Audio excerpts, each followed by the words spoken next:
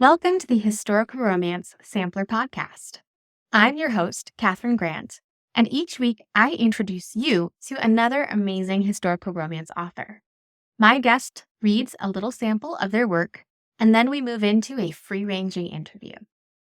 If you like these episodes, don't forget to subscribe to the Historical Romance Sampler wherever you listen to podcasts, and follow us on Instagram, TikTok, and YouTube. Now, let's get into this week's episode. I am super excited to be joined today by Kate Hershberger. Kate is an author of eclectic books about queer women. Born in South Bend, Indiana, Kate lives in the foothills of North Carolina with her wife and their menagerie of rescue pets. She has written 7 novels of various genres and is here today to read from her historical romance, Blackpoint. Kate, thank you so much for coming on. Oh, thank you for having me. I am really excited to hear Blackpoint and to dig into hearing how your creative process works and everything. So, is there anything we need to know before you get started with the reading? So if you're new to this or not familiar with Blackpoint, it's a Western of sorts set in the Montana region in the 1800s. It follows Joseph McNiff, who is the sheriff of this town, Blackpoint, and Cassandra Gibson. Joseph is a half indigenous, half Blackfoot, half Irish person.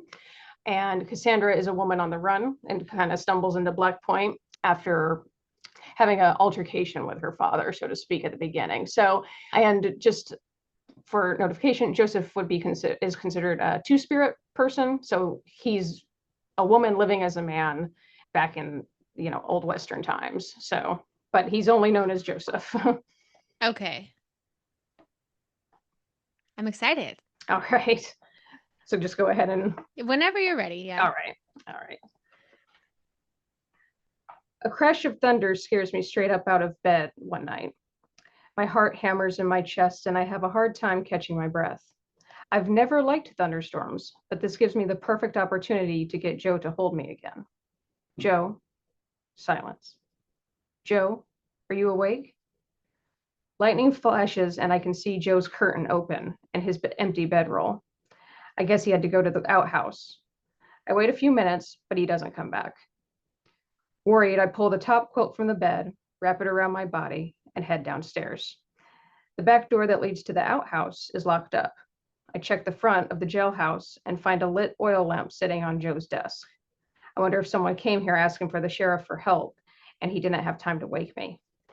Then I smell smoke.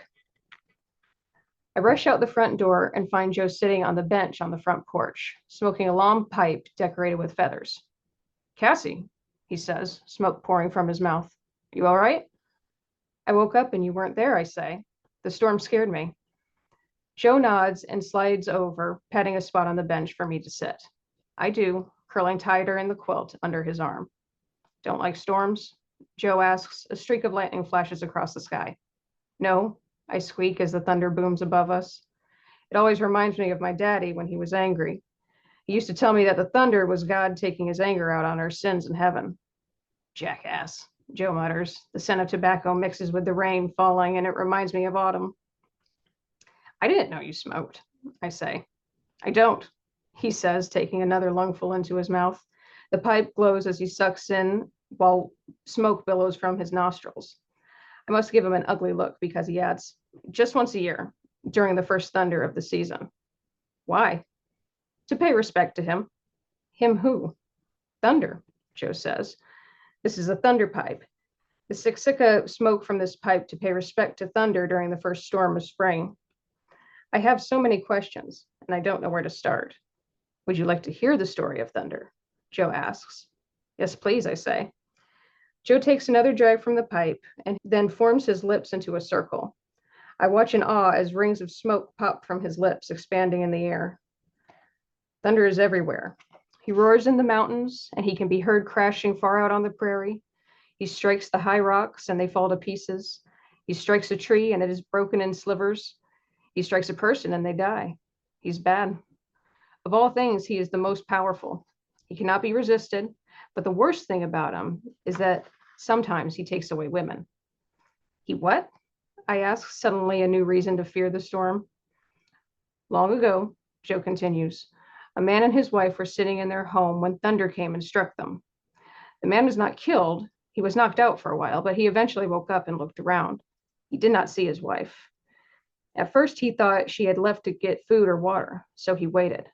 But when night came, he went outside and asked the people about her. No one had seen her. He looked all through the camp, but could not find her. Then he knew that the thunder had taken her away. So he went out on the hills to mourn. He sat there all night, trying to think what he might do to get his wife back. When morning came, he began to wander. Whenever he met any animals, he asked if they could tell him where thunder lived. The animals laughed. Most of them would not answer. Wolf said to him, "Do you think that we would look for the home of the one we fear? He is our only danger. All other enemies we can run away, but no one can run from him. He strikes and there we lie. Turn back and go home."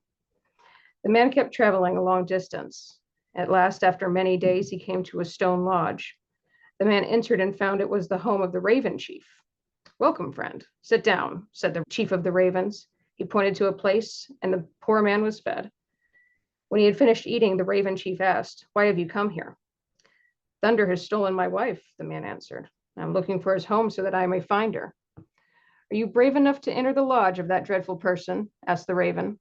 "He lives near here. His lodge is of stone like this one, and hanging in it are eyes." "Eyes?" I asked, horrified. Joe continues. The eyes are the eyes of those he has killed or taken away," said the Raven Chief. "Now, do you dare to enter there?" "I am afraid," answered the man. "Who could look at such dreadful things?" "No man can," said the raven. "There is only one that thunder fears. There is only one he cannot kill. It is us, the ravens. I will give you some medicine so he cannot harm you. When you enter his lodge, try to find your wife's eyes. If you find them, tell the thunder why you came and make him give them to you. Take this wing, point this at him. He will be afraid and back away. If that doesn't work, take this arrow. Its shaft is made of elk horn. Take this and shoot it through the lodge." "Are you trying to make a fool of me?" the poor man asked. "My heart is broken." He covered his face and wept. "Oh," said the raven, "you do not believe me. Come inside and I will make you believe." When they stood outside, the raven asked, "Is the home of your people far?" "A great distance," said the man. "How many days have you traveled?" "I was too sad," the man said. "I did not count the days. Since I left, the berries have grown and ripened." "Can you see your camp from here?" asked the raven. The man did not answer. Then the raven rubbed some medicine on his eyes and said, "Look." The man looked and saw the camp. It was near. He saw the people, he saw the smoke rising from the lodges, and he saw the painting on some of the lodges. "Now you believe," said the raven. "Take the arrow and the wing and go get your wife." The man took these things and went to Thunder's lodge. He entered and sat down by the doorway. The Thunder sat at the back of the lodge and looked at him with awful eyes. The man looked above and saw many pairs of eyes hanging. Among them were those of his wife. "Why have you come?" asked the Thunder in a dreadful voice. "I seek my wife," said the man. "You stole her from me. Her eyes hang there." "No man may enter my lodge and live," said the Thunder, and he rose to attack. The man pointed the raven wing at the Thunder. Thunder fell back on his bed and shivered. He rose again, and the man fitted the elkhorn arrow onto his bow and shot it through the lodge of stone. Right through that stone, it pierced a hole and let the sunlight in. "Wait," said the Thunder. "Stop. You are stronger. You have greater medicine. You shall have your wife. Take her eyes back." The man cut the string that held his wife's eyes, and his wife stood beside him. "Now," said Thunder, "you know me. I have great power. In summer I live here, but when winter comes, I go far south. I go south with the birds. Here is my pipe. It has strong power. Take it and keep it. After this, when I first come in the spring, you shall fill this pipe and light it, and you shall smoke it and pray to me, you and the people. I bring the rain which makes the berries large and ripe. I bring the rain which makes all things grow. And for this you shall pray to me, you and all the people." "That is why we smoke the thunder pipe," Joe says. "Do you understand?" I nod. "I like your thunder story much better than the one my daddy used to tell me." "It's not my story," he says. "It's the story of thunder passed down from elders to their children so we can continue to pay proper respect to the creators." "Joe," I say, another crack of thunder claps above, but I'm not afraid anymore. "If thunder took me, would you fight him?" "Yes," he says without pause. Would you know which eyes were mine? I know them even if all the eyes thunder took were blue. His words make my heart flutter. I want to kiss him, but I don't want to taste the smoke. I settle for a kiss on his cheek. His arm tightens around my shoulders. The sound of the rain hitting the porch roof is soothing, and I feel like I could fall asleep just like this. What a sweet scene. All I have a lot of questions for you, but right. first, we're going to take a quick break for our sponsors. Hey, audiobook listeners, have you checked out the official Historical Romance Sampler Season 1 playlist on Libro.fm? On the playlist, you'll find historical romances you heard here first that are available to listen to on Libro.fm.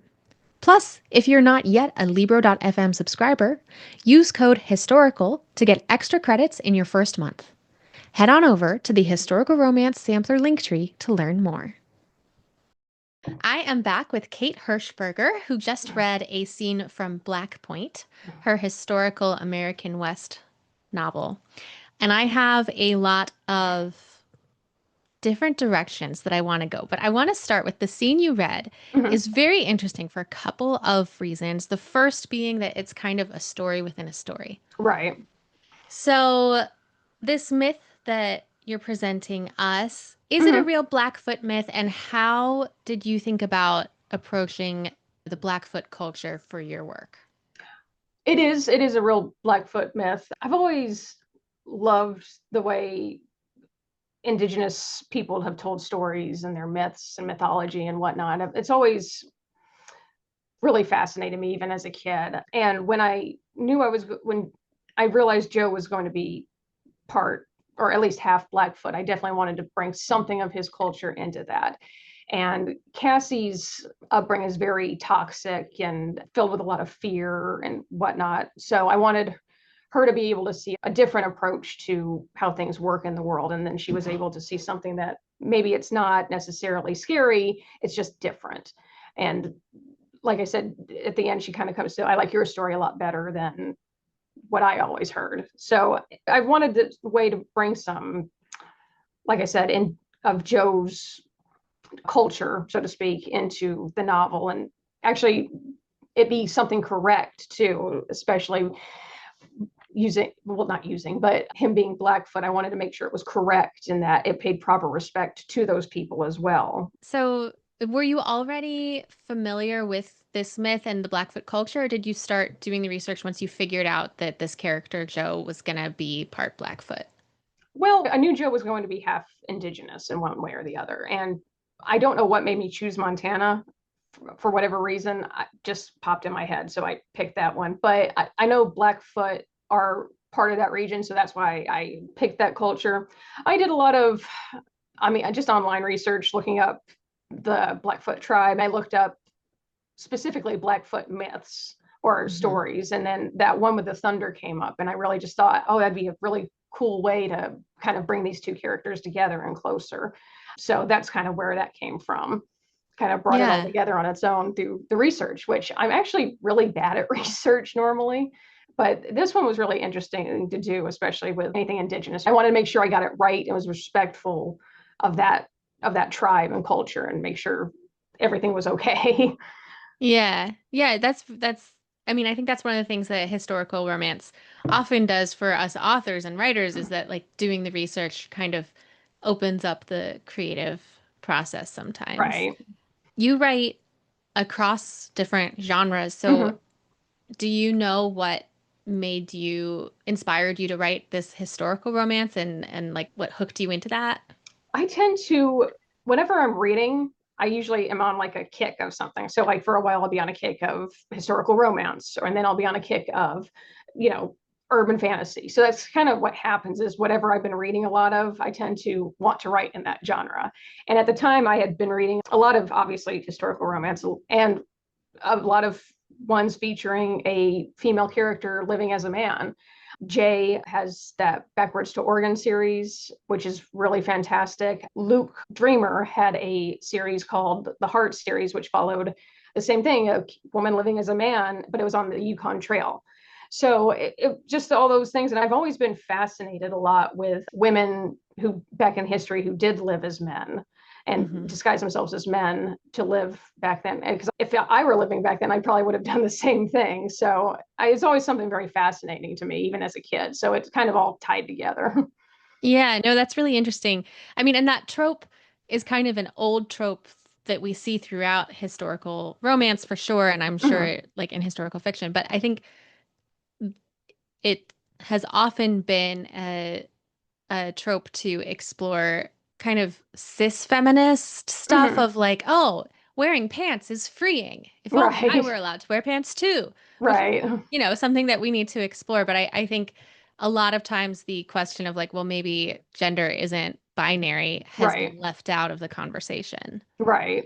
Yeah, there's all So, kinds of elements to that that could have benefited, not just, well, I don't want to wear a dress. I just want to wear pants. okay, another thing from the scene that you read that stood out Mhm. to me is it's first person, present tense, which I don't know that I've encountered in historical romance so far. So I'm excited about that, and I'd love to hear how do you approach decisions like perspective and then also tense? I'm I'm a bit I tend to be one to jump. So like the book does go back and forth between Joe and Cassie's perspectives, and it's both in first person present tense. I feel like I'm just better at writing that kind of viewpoint and tense. I I've only done a few books in like third person past tense. And I'm trying to kind of work on expanding that and trying to do it a bit more. But I tend to do it more like from the character's perspective and in present tense, just to keep things fast paced and moving. And I think it tends to be, to me, more exciting when it's from the character themselves. Yeah. So that's kind of just how I do it. I didn't realize it wasn't really a normal thing in historical fiction. I guess I never really clicked in my head. Are there more historical romances brewing inside of you? At the moment, no. I don't ever want to say like never say never or anything like that, because I would love to explore more options. There's always ideas in my head where I'm like, I'd love to write this, I'd love to write that. And so I'd love to write a pirate novel. So maybe one day, Mm, but at the moment, no. I've been reading a lot of contemporary romance. I just released a contemporary romance novel and I want to write another one now. So there's that. And then there's other things I've planned, and in my head I've got 20 different ideas that I need to actually tell to be quiet and focus on one at a time. But yeah. I would love to go back. I've had people actually say they like a sequel to Blackpoint. I don't know how I would do that, or because to me I feel like their story's done and been told. I wouldn't mind going back, but I just don't know how I would bring a story. Maybe a short story or something I could do, but at the moment I don't have any plans for any more historical fiction at the moment. Yeah. Did you find writing historical romance to open up or close off different parts of your creativity that's different from writing a contemporary romance or a paranormal romance? I would say no. I think it just gave me a different perspective, maybe so to speak. I think one thing I had to remember was what existed then, what didn't exist, and what was okay and not. And like definitely like dating today isn't what courting would be back then. So you have to remember, you have to remember it's not dating, it's courting, it's this, it's that. What would be considered appropriate then, what we would consider appropriate today wouldn't be considered that then. So I think it was just a different perspective of how things were. So there's that. And the whole thing kind of goes against the grain. That's the whole point of the town of Blackpoint, is it's a bunch of misfits have kind of come to this little town and sort of made it their own. So no one's quite following the rules. So in a way it worked, but I think I got to cheat a little bit and make it work. Yeah. One thing I noticed too during my research was I wanted to use the word two spirit to describe Joe, because later on when Cassie figures out what exactly who he is, and she's like talking to people and they give her an idea of what I wanted to use that word to describe it. But I found out the word two spirit actually didn't become a thing really until the 90s. Oh, So wow. yeah, I'm sure they had their words for it. The Blackfoot had their words for it back then, and every tribe had their own word. But I guess it didn't become, I guess, a mainstream common word, or English word, I should say, maybe until like the 1990s, which was, so I had to go back and change a few things back then in the book and make sure I had the right words to use for it at the time. Yeah. Oh, that's really interesting. I wouldn't have guessed that. Yeah.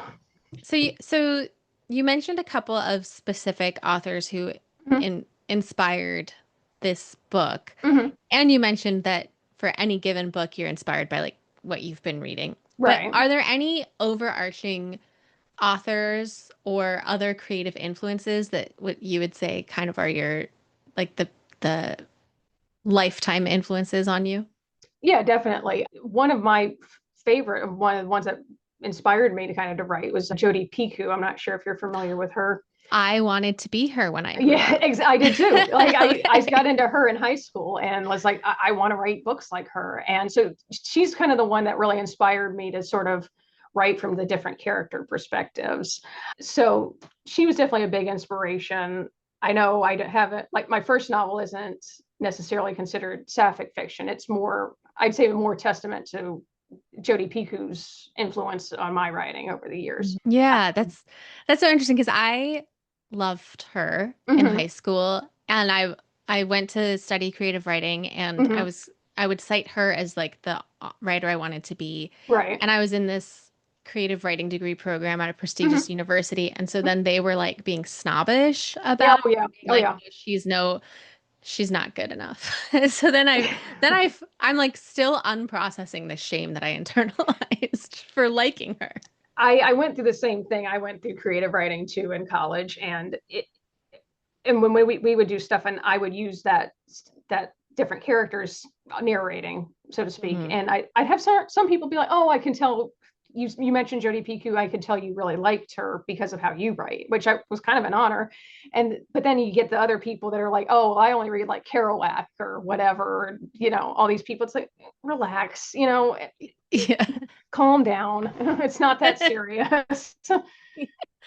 Yeah, absolutely. And in fact, Jodi Picoult is such an influence.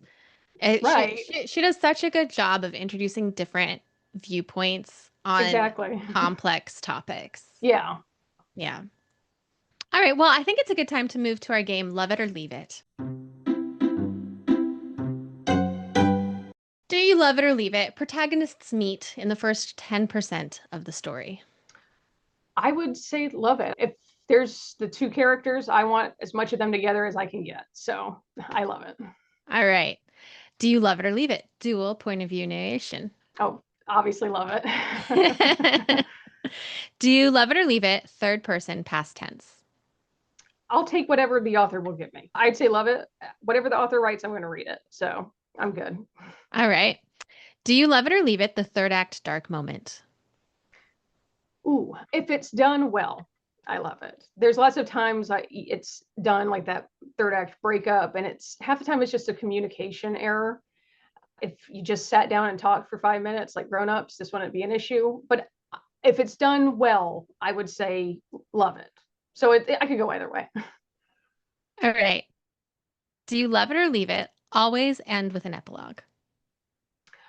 I love an epilogue, so I'll say love it. If I don't think they're always necessary, but I do love when I see one. Nice. Do you love it or leave it? Always share research in your author's note. I love it. I do love it. I'm horrible about writing an author's note, so I'm not really good about doing that all the time. But I do love it seeing from other authors. All right. And are there any other rules I didn't ask about that you like to break? See, I don't even know what the rules are. So apparently, so I mean, anything is worth a challenge to try. So I don't know if everything, especially with writing or any kind of art, it doesn't need to stay in a bubble. I don't think rules are really needed necessarily. If anything's done and done well, it can be accomplished. So that's my Yeah, feeling. love it. Well, thank you so much, Kate. Where can our listeners find you and your books? I have a website, katehershberger.com. My books can be found on Amazon and barnesandnoble.com. And I think the only real proper social media I'm on is Instagram, and it's at Kate Hershberger. Anything else, I think if there's any other links or anything like that, it can be found on my website. Awesome. And I will put your website in the show notes. So, Oh, listeners, all you have to do is go click through. okay. Thank you. Kate, thank you so much. This has been a really great conversation. I appreciate you coming on. Oh, yeah. Thank you for having me. I had a lot of fun. That's it for this week. Don't forget to subscribe to the Historical Romance Sampler wherever you listen, and follow us on Instagram, TikTok, and YouTube. Until next week, happy reading!